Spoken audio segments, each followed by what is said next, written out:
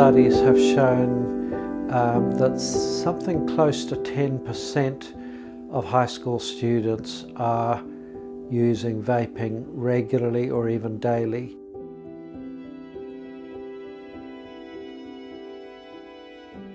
Well, that's a very good question because we don't have good long-term data for the effects of vaping in high school students.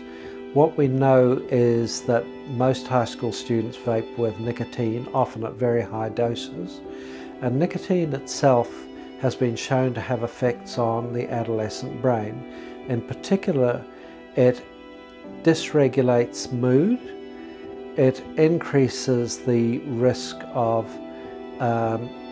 taking up other addictive substances, including tobacco smoking, and it increases the risk of making impulsive judgments and impulsive decisions.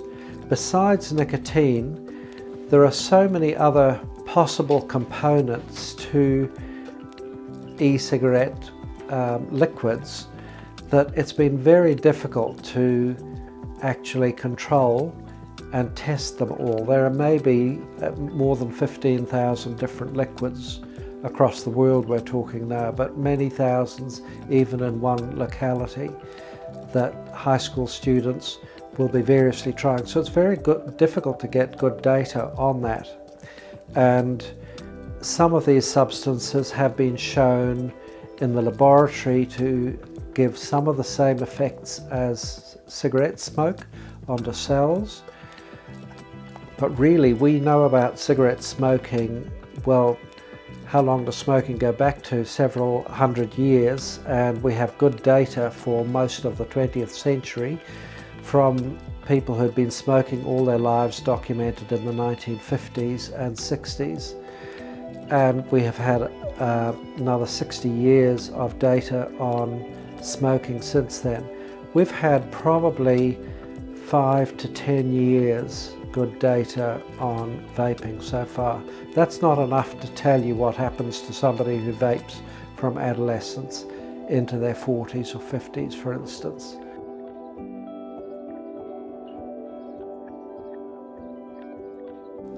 Well, there are two factors. One is that nicotine is a drug of addiction. It's one of the most addictive substances known, addiction-prone substances known. And that means that whatever else you take with the nicotine, you're going to take it many, many hundreds of times. So even if there are tiny quantities of heavy metals or other substances in the vapes, for instance, you're going to be cumulatively exposing yourself many, many, many times to those substances. And that is a feature of drugs of addiction, that what they carry with them can do damage over time and over repeated use. The other thing is that nicotine itself affects the adolescent brain and can affect regulation of mood and of impulsivity, and can make people prone to addiction from other substances, including tobacco.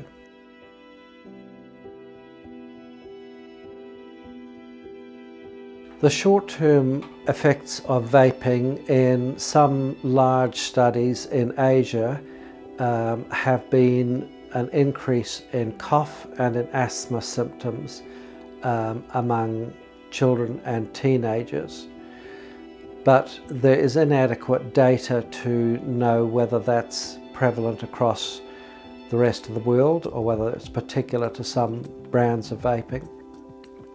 As I've said, there are so many different liquids and so many different brands and even ways of taking so many devices that it's very difficult to study them all. This has been a triumph for the vaping industry, that it's made such a plethora of substances that it's difficult actually for the health profession to keep track of them all and to know which is safe. Now, if you smoke a cigarette, we know a lot about what that does to you.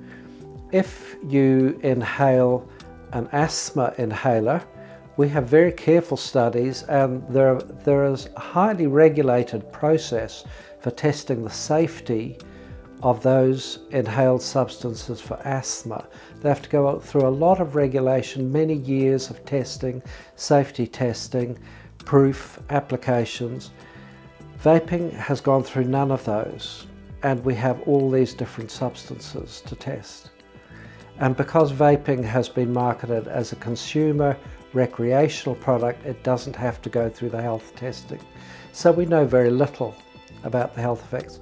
We know that some forms of vaping which have refillable pods, people can add substances to those and make their own cocktails, if you like. We know when that happened with certain substances in the USA that there was an epidemic of severe life-threatening respiratory disease. That hasn't been reported everywhere, so it was a localized phenomenon, but that means that form of pod that's refillable is open to self-tampering.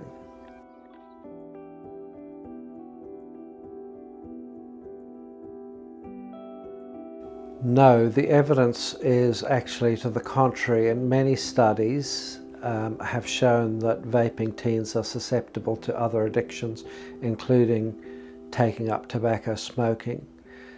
The tobacco industry, I think, knows this, and this is why they've supported and invested heavily in e-cigarettes, because nicotine is their ring of power, if you like. It's what they use to control people's choices and to control them and make them lifelong customers. And so getting children addicted and adolescents addicted to nicotine is all in the tobacco industry's best interests and in keeping their shareholders happy that the income streams are going to be continuing even if people stop smoking. However, there's no evidence the tobacco industry has stopped producing cigarettes, even while they support the use of e-cigarettes, ostensibly for harm reduction or reducing cigarette smoking.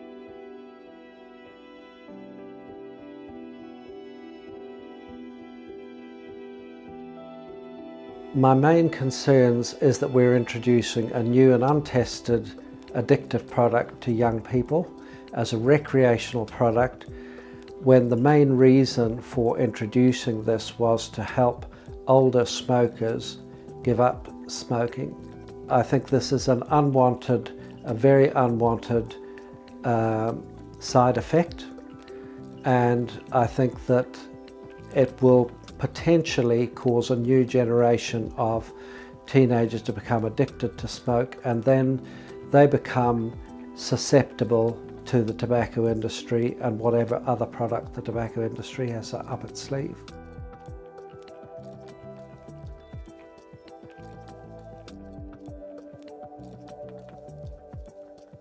Yes, there is, and there's several studies, and the World Health Organization has clearly stated that they feel that there is evidence. There are reviews looking at multiple studies that have concluded that teenagers are more likely to take up smoking if they have vaped.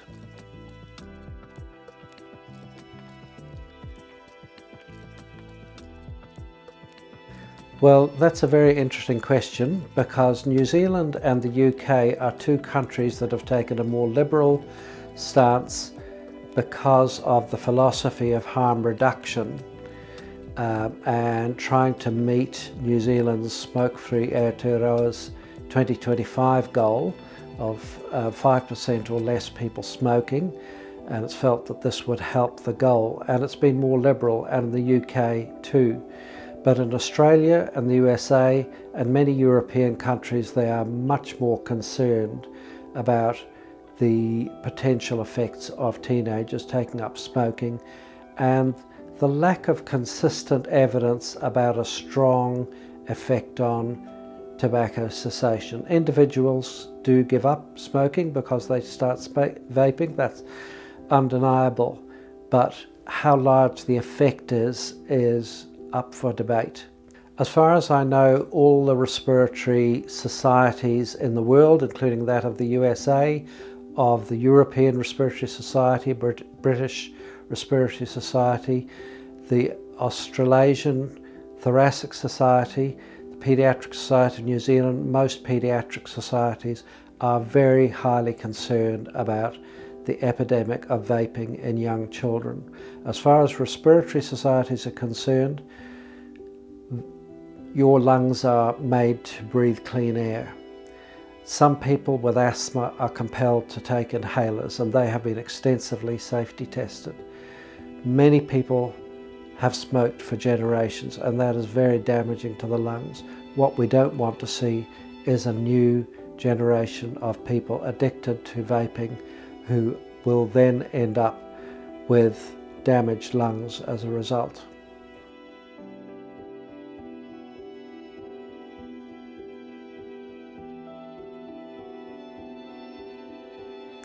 I think we should be doing more, and the regulations up till now have largely focused on regulating what vape shops can and can't do and display and advertise, and that's all good.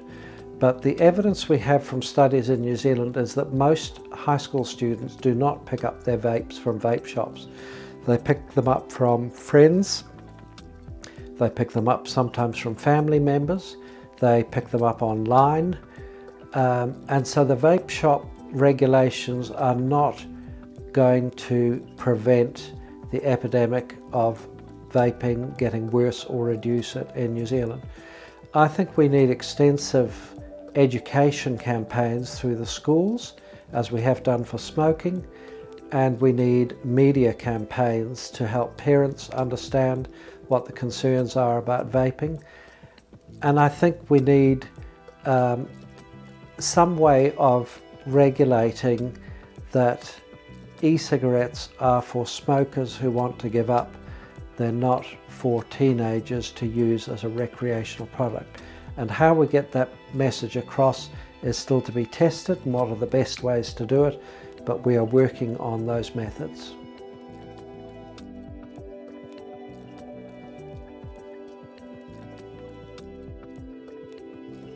Well, the interesting thing, as many people have pointed out, is that the tobacco industry has over decades produced new products that were ostensibly going to be safer. There were low tar cigarettes, there were filters on cigarettes, etc. Each one of these proved to be a false hope.